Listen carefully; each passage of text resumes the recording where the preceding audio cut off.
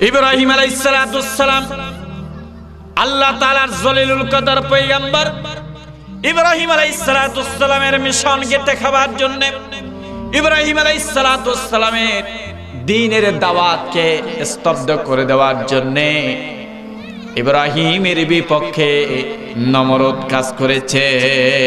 কে কাজ করেছে? নমরুদ কাজ করেছে।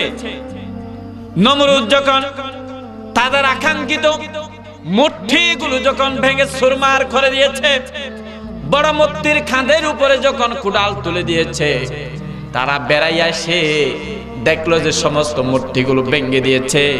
কে করেছে এরকম ঘটনা? কে করেছে? এদিকে একটু বন্ধ করুন। কে করেছে এরকম ঘটনা? এইরকম দেখতে দেখতে ইব্রাহিম আলাইহিস সালামকে তারা দোষী করে দিয়েছে। ইব্রাহিমকে কি করে দিয়েছে? দোষী সাব্যস্ত করেছে। ইব্রাহিম আলাইহিস সালামকে তারা ডাকলো, বলে ইব্রাহিম এগুলো কে করেছে? ইব্রাহিম আলাইহিস সালাম বলল যে যার কাঁধের উপরে কুড়াল আছে তোমরা তাকে জিজ্ঞেস করো, সে কি আওয়াজ করতে পারবে? তারা বলল ইব্রাহিম তুমি পাগলের মতো কথা বলে কেন? যার কাঁধের উপরে কুড়াল আছে সে তো আওয়াজ করতে জানে না, সে তো কথা বলতে জানে না।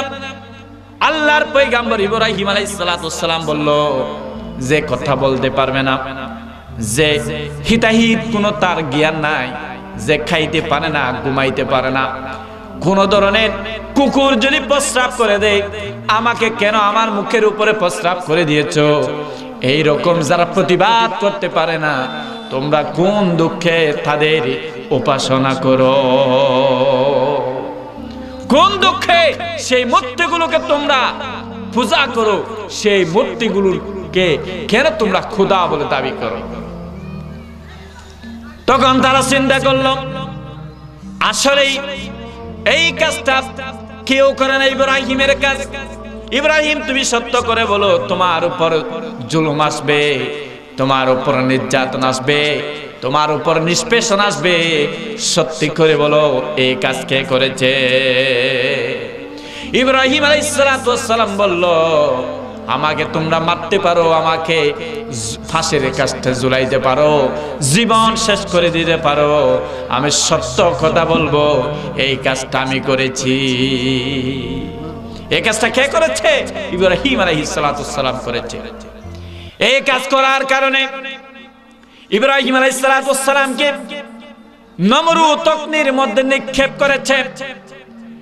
এমন বৃহত্তর অগ্নিকুণ্ড যখন তৈরি করলো, আসমানের ফেরেশতারা চিন্তা করলো এত বড় জলিলুল কদর পয়গম্বরকে কিভাবে আল্লাহ তাআলা আগুনের মধ্যে ফেলবে, নমরুদ কিভাবে তাকে আগুনের মধ্যে ফেলবে, আল্লাহ কিভাবে বরদাস্ত করবে। এইভাবে আসমানের ফেরেশতারা আল্লাহ তাআলার কাছে দরখাস্ত শুরু করলে আসমানের ফেরেশতাদেরকে আল্লাহ তাআলা অনুমতি দিলেন, হে আসমানের ফেরেশতারা, জিবরাইল আমিন থেকে শুরু করে জলিলুল কদর ফেরেশতারা আল্লাহর পয়গম্বর ইব্রাহিম আলাইহিস সালামের কাছে এসে বলল যে ইব্রাহিম তুমি একটু আমাদেরকে অনুমতি দাও, ইব্রাহিম তোমাকে যে আগুনের মধ্যে নিক্ষেপ করেছে সে আগুনকে আমাদের একটা পাখা দিয়া সে সমস্ত আগুনগুলোকে আমরা ধ্বংস করে দেব, আপনি একটু অনুমতি দেন, আপনাকে আমরা সাহায্য করার জন্য। ইব্রাহিম আলাইহিস সালাম ফেরেশতা মণ্ডলীদেরকে বললেন তোমাদেরকে যে মালিক আমি ইব্রাহিমের কাছে পাঠিয়েছেন সেই মালিক তো এখনো পর্যন্ত মরে যায় নাই, সেই মালিক তো এখনো পর্যন্ত আছে, হাইয়ুল কাইয়ুম লা তাখুযুহু সিনাতুন ওয়ালা নাওম, তিনি তো চিরঞ্জীব চিরস্থায়ী, তন্দ্রা নিদ্রা তাকে স্পর্শ করতে পারে না। কোন দুঃখে তোমরা আমার কাছে এসেছো? তোমাকে যে মালিক আমার কাছে পাঠিয়েছে সেই মালিক তো দেখতেছে, যদি বাঁচাতে হয় তোমাদের বাঁচানোর কোনো সুযোগ নাই, তোমরা বাঁচাইতে এসো না, আমার মালিক আল্লাহ আমাকে বাঁচাবে। ইব্রাহিম আলাইহিস সালাম আল্লাহর দরবারে দুই হাত তুলে দোয়া করলেন, হাসবুনাল্লাহু নি'মাল ওয়াকিল নি'মাল মাওলা ওয়া নি'মান নাসির। জোরে বলেন আল্লাহু আকবার। এইভাবে ইব্রাহিম আলাইহিস সালাতু সালাম অগ্নিকুণ্ডের মধ্যে নিক্ষেপ হওয়ার পরেও ইব্রাহিমের মালিক যিনি, আগুনের মালিকও তিনি, ঠিক কিনা? ইব্রাহিমকে, ইব্রাহিমের মালিক কে? ইব্রাহিমের মালিক কে? আগুনের মালিক কে? ইব্রাহিম যদি আগুনে পড়তে পারে, সে ইব্রাহিমকে বাঁচার জন্য আল্লাহ আছেন নাই, আল্লাহর কাছে সে আশ্রয় প্রার্থনা করেছে।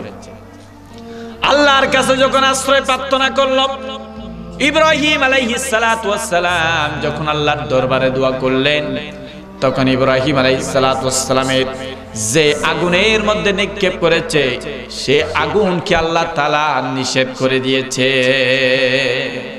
ইয়া নারু কুনি বারদাও ওয়া সালামান আলা ইব্রাহিম।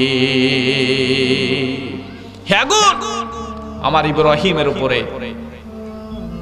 সালামান, শান্তি হয়ে যাও, বারাদাম ওয়া সালামা, এমন শান্তি তুমি হয়ে যাবে আমার ইব্রাহিম, যাতে তোমার গরমের কারণে আমার ইব্রাহিমের যাতে কোনো পশম না পড়ে, অতিরিক্ত ঠান্ডার কারণে যাতে ঠান্ডা না লাগে, এয়ার কন্ডিশন করে শীতাতপ নিয়ন্ত্রিত করে আমার পয়গম্বর ইব্রাহিমকে তোমার আগুনের ভিতরে হেফাজত করবে।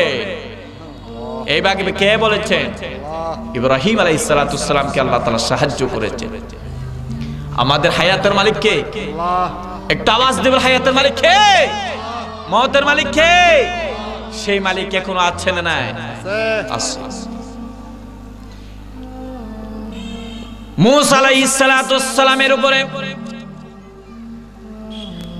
ফেরাউনের স্ত্রী, যার নাম কি আসিয়া, আসিয়া যখন ফেরাউনের স্ত্রী আসিয়া যখন মুসা আলাইহিস সালাতু ওয়াস সালামের উপর ঈমান এনেছে, মুসা আলাইহিস সালাতু ওয়াস সালামের উপর ঈমান আনার কারণে ফেরাউন বলল যে, তুমি কেন, কোন দুঃখে তুমি মুসার উপর ঈমান এনেছো? সে তো আমার বাপ দাদার দিন না দুশমন, আমার জাতিগত দুশমন, কেন তুমি মুসার হাতের উপর ঈমান এনেছো? হে আসিয়া, যার ঈমান তাকে ফেরত দাও, তুমি যদি ফেরত না দাও তোমার উপর নির্যাতন হবে। আসিয়া বলল যে, ফেরাউন, তুমি আমাকে আমার উপরে জুলুম করতে পারো, আমার উপর নির্যাতন করতে পারো, আমার উপরে নিষ্পেষণ করতে পারো, আমি কিন্তু ঈমান হারা হব না। আমি যেই মালিককে খুশি করার জন্য ঈমান এনেছি, সেই মালিক আমাকে চাইলে তোমার হাত থেকে রক্ষা করতে পারে। ইব্রাহিম মুসা আলাইহিস সালাতু ওয়াস সালাম এর উপরে ঈমান আনার কারণে আসিয়া রাদিয়াল্লাহু তাআলা আনহুকে, আসিয়াকে তারা কি করেছেন? শহীদ করেছেন। আসিয়াকে শহীদ করে আসিয়া যত মারা মারে, আসিয়া বারবার হাসি দিয়ে দেয়, যত মারা মারে আসিয়ার জবান থেকে হাসি বের হয়ে যায়। বলল যে, আসিয়া তুমি হাসো কেন? তুমি হাসো কেন? তোমার চেহারায় হাসি কেন? বলো যে, তোমরা তো আমাকে প্রত্যেকটা বাড়ি দেখতেছো, মাইট দেখতেছো, কিন্তু উপরের মালিক আল্লাহ আমার জন্য জান্নাতকে ধরে আছে। সুবহানাল্লাহ। আমাদের বিশেষ আলোচক আমাদের মাঝে তশরিফ এনেছেন। আমি কয়েক মিনিটের ভিতরে আমার আলোচনাটা একটু গুছাই নেব। মুসা আলাইহিস সালাতু ওয়াস সালামের উপরে ঈমান আনার কারণে আসিয়ার উপর যখন নির্যাতন করেছে, আসিয়ার উপর যখন নিষ্পেষণ করেছে, আসিয়াকে যখন শহীদ করেছে, আসিয়া দুনিয়া থেকে শহীদ হয়ে গেছে। আসিয়া তার চেহারার সামনে জান্নাত দেখে দেখে, আল্লাহকে দেখে দেখে তার জীবনের শেষ মুহূর্ত পার করেছে।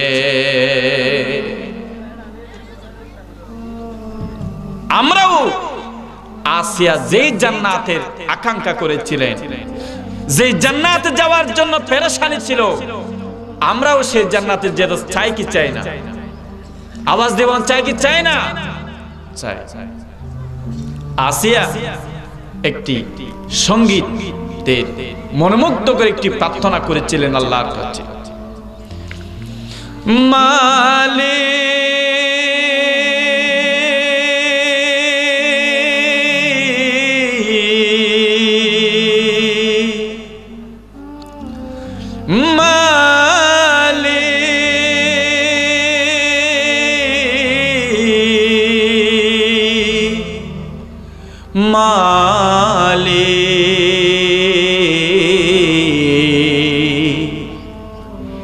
একটি ঘর বানিয়ে দিও, একটি ঘর বানিয়ে দিও, মালিক তুমি জান্নাতে তোমার পাশে আমার একটি ঘর বানিয়ে দিও, একটি ঘর বানিয়ে দিও। সকলে বলে আল্লাহুম্মা আমিন। আসিয়া যে জান্নাতের জন্য পাগল হয়ে গেছে, যে জান্নাতে যাওয়ার জন্য পেরেশানি ছিল, আমাদেরকেও সর্বোচ্চ চেষ্টা করতে হবে জান্নাতের মেহমান হওয়ার জন্য। সে মেহমান আপনি যদি হতে চান, তাহলে আপনাকে 4টি কাজ করতে হবে। 1 নাম্বার হচ্ছে আল্লাহর উপর ঈমান আনতে হবে। 2 নাম্বার হচ্ছে আপনাকে আমলে সালেহ করতে হবে, ভালো কাজ করতে হবে। নাম্বার 3 হচ্ছে আপনাকে সালাত কায়েম করতে হবে। 4র্থ নম্বর হচ্ছে আপনাকে যাকাত দিতে হবে। এই 4টা কাজ যদি আপনি করতে পারেন, লাহুম আজরুহুম ইনদা রাব্বিহিম, আল্লাহর পক্ষ থেকে আপনার জন্য পুরস্কার আছে না নাই? শেষ বিচারের দিনে ওয়ালা খাউফুন, আপনার কোনো ভয় নাই, ওয়ালা হুম ইয়াহজানুন, আপনার কোনো চিন্তা নাই।